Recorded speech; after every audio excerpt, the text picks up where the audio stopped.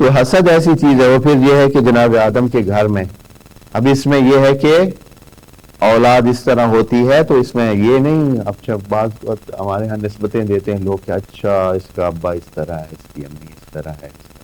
ہاں یہ ناصواب چیز ہے, یعنی صحیح نہیں ہوتا ہے. جناب آدم کا کیا قصور؟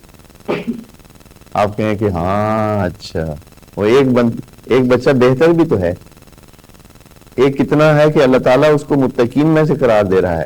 ایک کیا ہے ان میں سے ہے کہ جو کیا ہے ظالمین میں سے شمار ہو رہا ہے.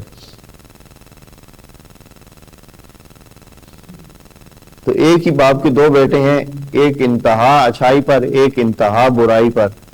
تو اب ہم کہیں کہ اس کی وجہ سے باپ, اس کا باپ اس طرح ہے, اس کی ماں اس طرح. نہیں, ایسا نہیں ہے. بس یہ چیزیں اس طرح نہیں ہے کہ ہم اس کو ادھر نسبت دیں.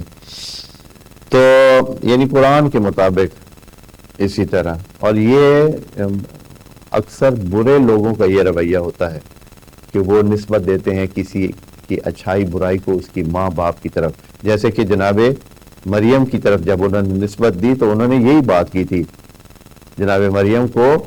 وہ جو مخالفین تھے انہوں نے کہا تھا کہ تیرا ابا تو اچھا بندہ تھا, وہ تو کوئی برا بندہ نہیں تھا, نہ ہی تیری ماں کوئی بری تھی, کیوں پتہ نہیں کدھر سے آ گئی ہے اس طرح. ہاں تو یعنی انہوں نے بھی اچھائی برائی کو کدھر نسبت دی ہے کہ یہ کام تب ہوتا ہے جب کسی کا ماں باپ برا ہوتا ہے. بھائی ماں باپ کا اس میں دخل نہیں ہے.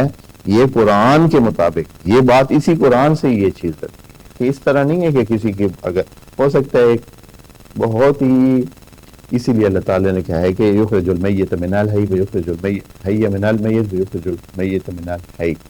ہاں کہ زندہ سے مردہ اور مردہ سے زندہ یہ وہ نکالتا ہے, مطلب یہی ہوتا ہے.